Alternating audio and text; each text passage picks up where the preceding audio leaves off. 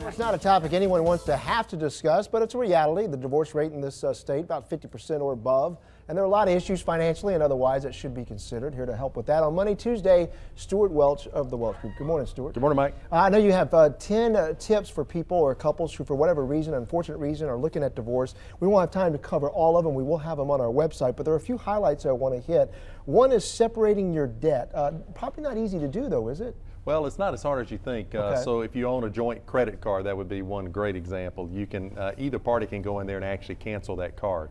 So what you want to do is begin to establish your own credit. We've seen lots of cases where people with joint credit, when they begin to get divorced, one of them ruins the other one's credit as well as their own. Right. So they start charging money against credit cards and so forth. So you want to make sure you stem that tide early.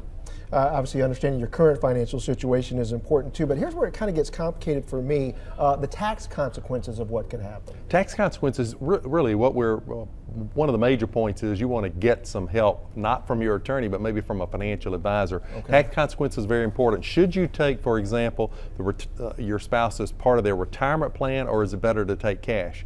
And there are multiple decisions you've got to make, and many of them have tax impact, and you're really going to need some help from a CPA or a financial advisor to help you kind of navigate that.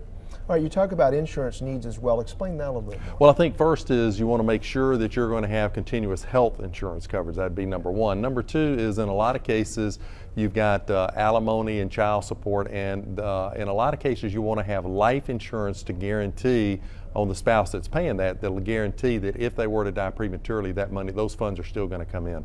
We also, you're looking at college funding. You want to know who's going to be able to pay for college and whatnot, updating your will, and then mediating. I guess that's that's not always easy to do as well, but you'd hope in some cases that's probably the best way.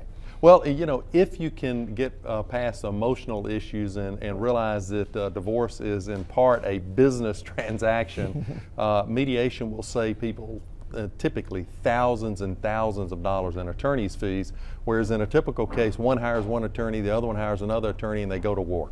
Stewart Welch's 10 tips if you're looking at divorce. Again, that's an unfortunate situation, but if you are, those 10 tips will be on our website. Thank you for that information, Stewart. Thank you, Mike. So much.